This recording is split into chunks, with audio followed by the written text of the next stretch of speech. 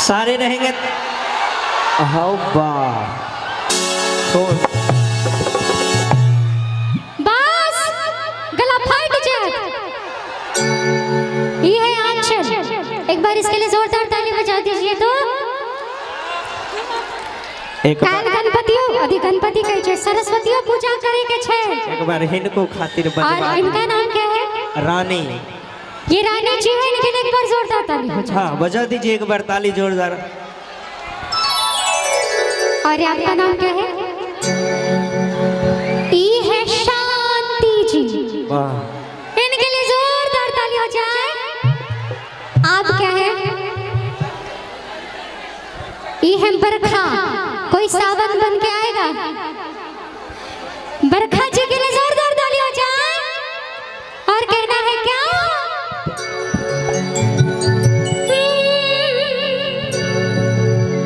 कि मारे ठुमका तयो बिहारी हिलना, आ चल रही दशहरा बाजार हिलना। और का कमर लचकाए ऐसे कमर लचकाए। अच्छा लग रहा है? हाँ अब अच्छा लगेगा ही, हमको पता है। कमर लचकाए दिल्ली सरकार हिलेगा। कमर लचकाए दिल्ली सरकार हिलेगा। मारी ठुमका तयो बिहार हिलेगा। चल रही चला चला हिलेगा। अरे जोरदार ताली हो जाओ। मारी ठुमका तयो बिहार हिलेगा। चल रही चला चला हिलेगा। कमर लचकाए कमर लचकाए दिल्ली सरकार हिलेगा। कमर लचकाए दिल्ली सरकार हिलेगा। अरे यही है जियो स्टार ऑर्केस्ट्रा जागरण ग्रुप का धमाल।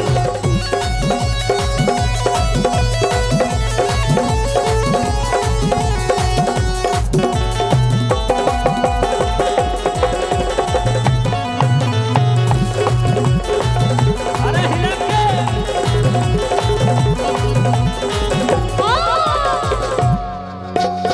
तेहिया भैल बरस के लगरी छिड़ी सर सर सर के।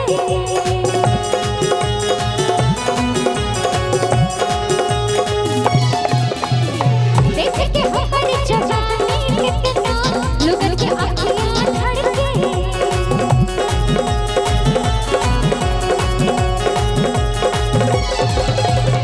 तेहिया भैल बरस के लगरी छिड़ी सर सर सर के। देख के हो हर जवानी कितना लोगन के चेहरा धड़के। खाना चौके चौके मुझसे खाने का हिलेगा। मारे ठुमका तयो बिहार हिलेगा। खाना चौके चौके मुझसे खाने का हिलेगा। मारे ठुमका तयो बिहार हिलेगा। कमर लचकाए कमर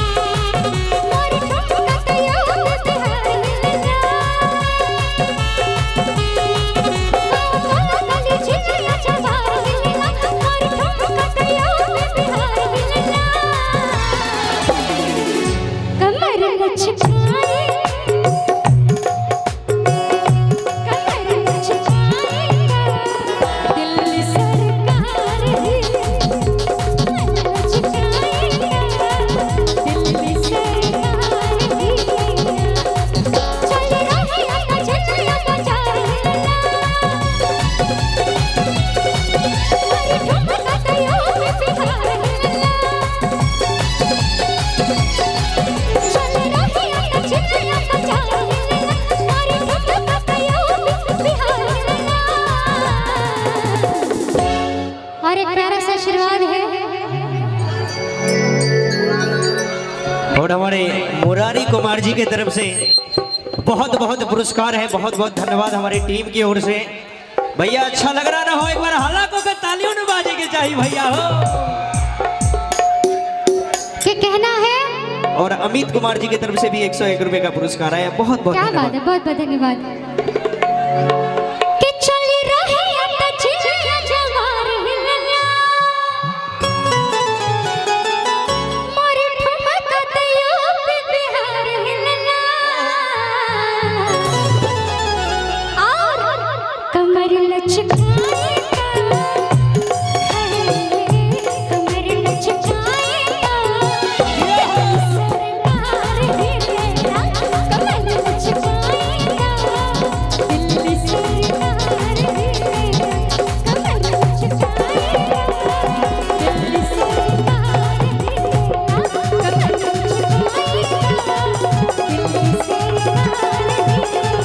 कमर लचकाए दिल्ली सरकार।